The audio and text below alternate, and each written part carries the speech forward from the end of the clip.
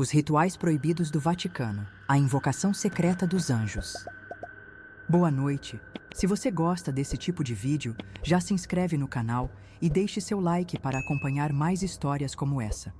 Hoje, vamos mergulhar em um segredo oculto nos arquivos mais restritos do Vaticano, algo que poucos estudiosos tiveram acesso e que pode mudar completamente a forma como entendemos a relação entre a Igreja e os mistérios do ocultismo.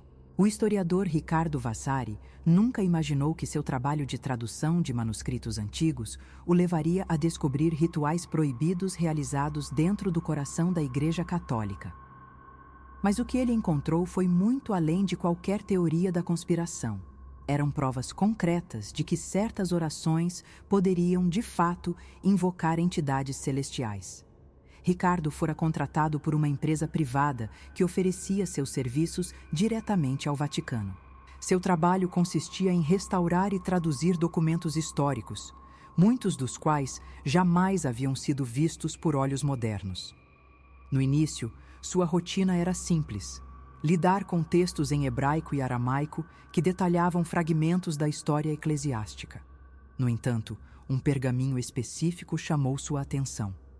Seu material era diferente, quase indestrutível, e seu conteúdo destoava de tudo o que ele havia visto antes.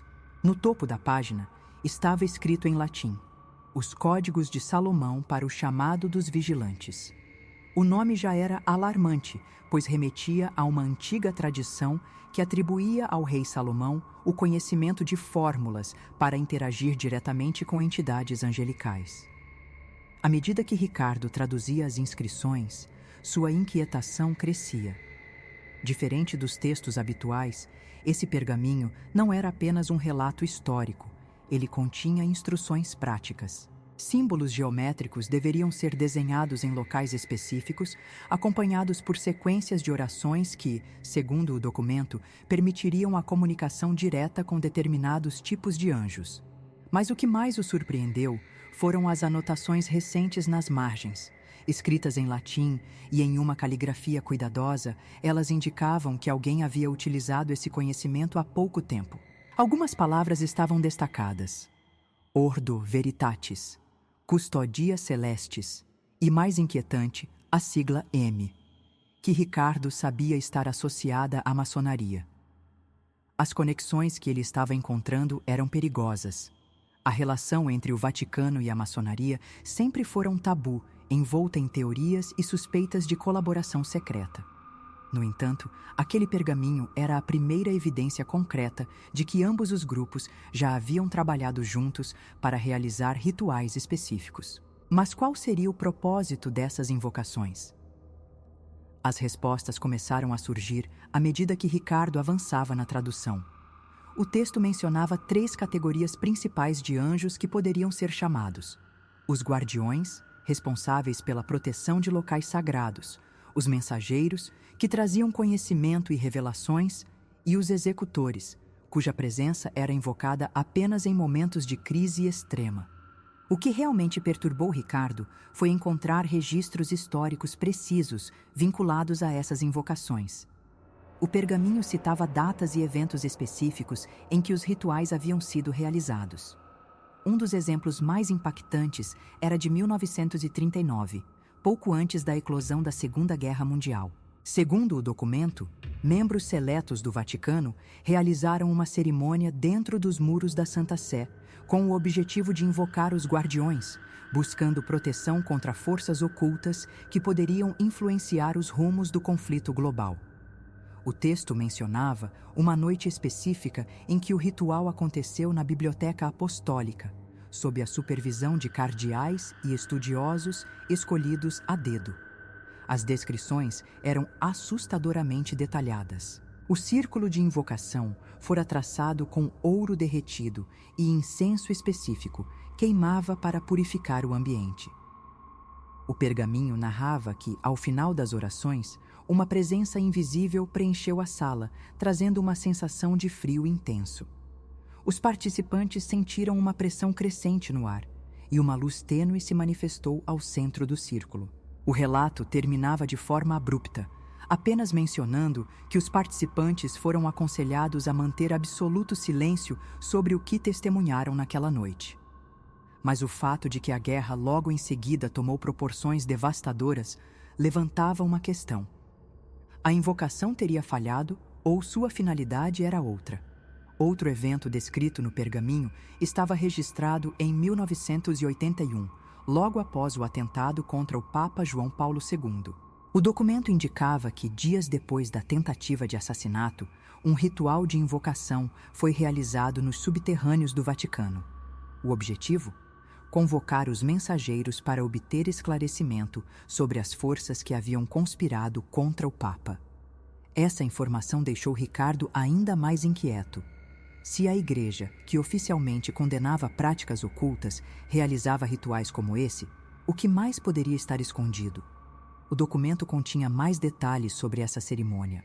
Diferente da invocação de 1939, dessa vez os símbolos desenhados no chão eram acompanhados de inscrições em hebraico e grego antigo. O ritual ocorreu em uma capela subterrânea, onde apenas membros do alto escalão do clero tiveram permissão para participar. Durante a invocação, descrevia-se que uma sensação de calor intenso tomou conta do espaço, e os presentes ouviram um som semelhante a sinos tocando ao longe, mas sem origem aparente. O texto dizia que uma sombra iluminada apareceu por alguns instantes, deixando uma única palavra gravada nas pedras do chão: Veritas. Verdade. Ricardo percebeu que essas invocações não eram simples experimentos, mas ferramentas utilizadas pelo Vaticano em momentos cruciais da história. E mais do que isso, ele começou a suspeitar que certas decisões políticas e religiosas poderiam ter sido influenciadas diretamente pelos resultados desses rituais. No entanto, algo o incomodava profundamente. O pergaminho trazia um aviso claro em sua parte final. Aquele que chama deve estar pronto para as consequências, pois os vigilantes não servem ao homem, mas à vontade maior. A implicação desse aviso era aterradora. Se os anjos não respondiam necessariamente às intenções humanas, então suas ações poderiam ser imprevisíveis.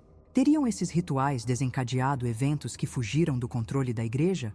Ou pior, o Vaticano estaria tentando manipular forças que jamais poderiam ser controladas? Essas perguntas ecoavam na mente de Ricardo, mas ele sabia que não poderia compartilhá-las com ninguém. Seu trabalho ali era apenas traduzir, mas no fundo ele compreendia que já havia se envolvido demais. Naquela noite, enquanto revisava suas anotações, Ricardo sentiu algo estranho no ambiente. O silêncio do arquivo parecia mais profundo do que o normal. Ele olhou ao redor e notou que a luz de uma das velas vacilava de maneira incomum.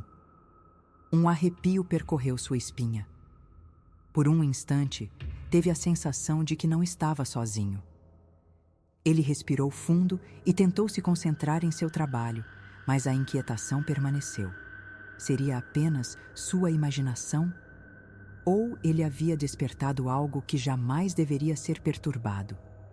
Ricardo sabia que havia cruzado um limite perigoso. A partir do momento em que teve acesso àqueles documentos, passou a enxergar a Igreja de uma forma diferente. Durante séculos, o Vaticano se apresentou ao mundo como o centro da fé cristã, um pilar de moralidade e justiça. Mas, por trás dos muros sagrados, operava-se um sistema muito mais complexo, repleto de interesses ocultos, alianças políticas e práticas que contradiziam seus próprios ensinamentos.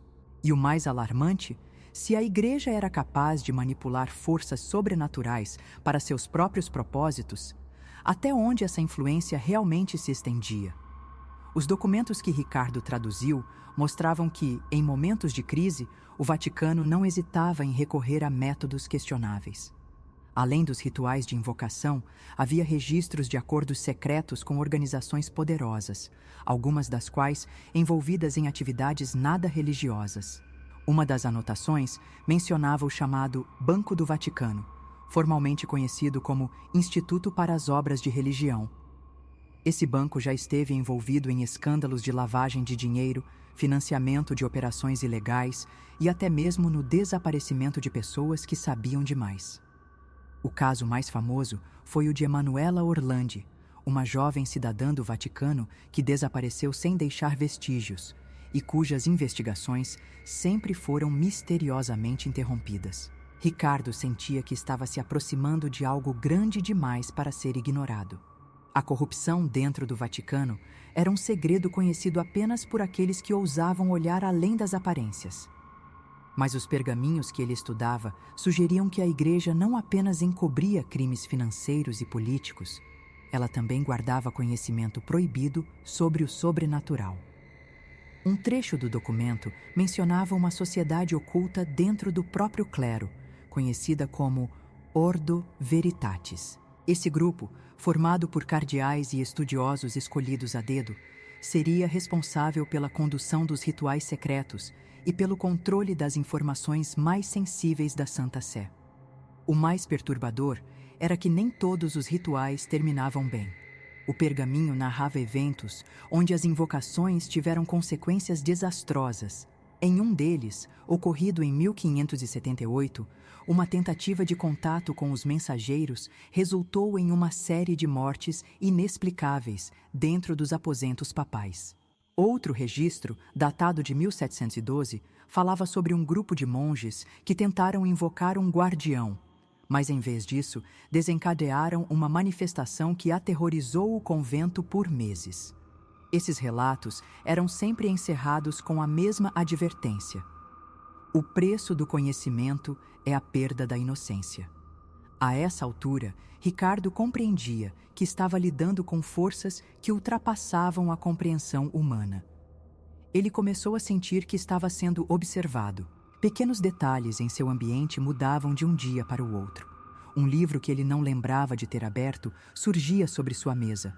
Documentos que ele havia organizado estavam fora de ordem. Uma noite, ao sair do prédio onde trabalhava, percebeu um homem de terno escuro parado do outro lado da rua. O sujeito não fez nada, apenas permaneceu ali, imóvel, observando. Ricardo sabia que aquilo não era coincidência. O Vaticano sempre teve seus próprios métodos para lidar com aqueles que sabiam demais. E se ele havia sido notado, significava que suas traduções já haviam sido monitoradas. O que o impedia de simplesmente ir embora? O contrato que assinou o obrigava a sigilo absoluto, e a violação desse acordo poderia ter consequências severas.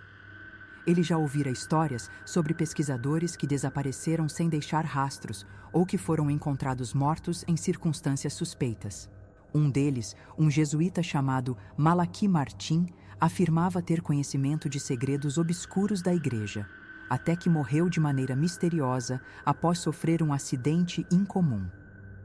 A tensão aumentava a cada dia. Ricardo começou a dormir mal, acordando no meio da noite com a sensação de que havia algo em seu quarto. Uma noite, enquanto revisava suas anotações, sentiu um arrepio intenso e, ao levantar os olhos, viu algo que gelou seu sangue. A vela ao seu lado tremulava e uma sombra se movia na parede, mas não havia nada ali que pudesse projetá-la. Ele ficou imóvel, incapaz de respirar por alguns segundos.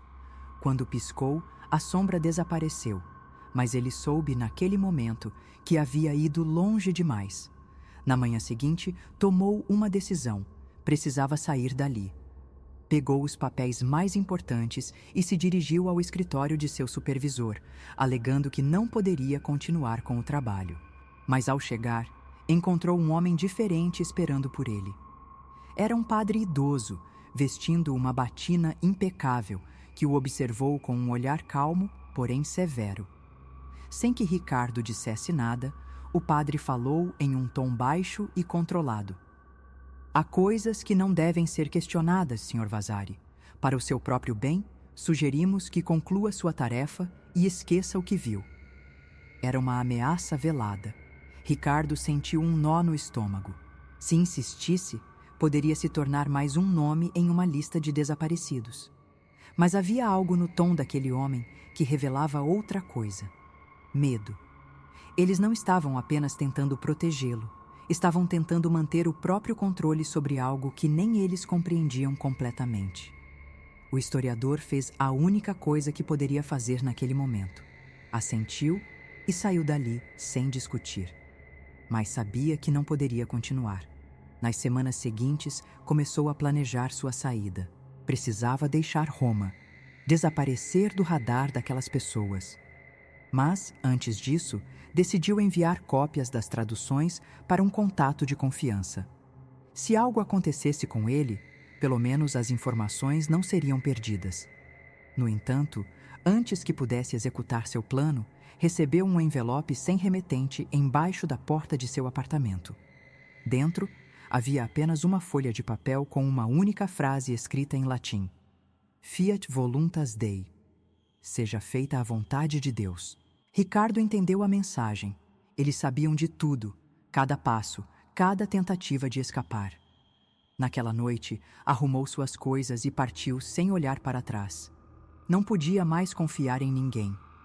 Ele compreendia que estava diante de algo muito maior do que qualquer escândalo financeiro ou político. Era um segredo tão antigo quanto a própria igreja, algo que moldava os rumos da história e que nunca deveria vir à tona. Desde então, Ricardo nunca mais foi visto. Seu nome desapareceu dos registros da empresa para a qual trabalhava, e seus contatos jamais receberam as cópias que ele havia prometido enviar. Alguns acreditam que ele conseguiu fugir e vive escondido em algum lugar, protegido por aqueles que ainda desafiam o poder do Vaticano.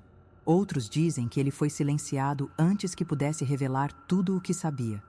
Mas a verdade permanece oculta, enterrada sob séculos de segredos bem guardados. Os rituais proibidos do Vaticano continuam a ser um mistério, um conhecimento acessível apenas a poucos escolhidos.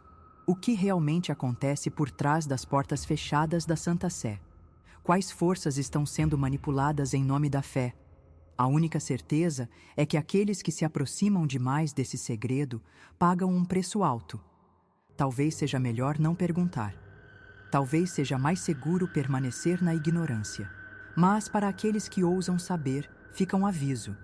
O Vaticano guarda muito mais do que apenas escrituras sagradas, e alguns mistérios nunca deveriam ser desvendados.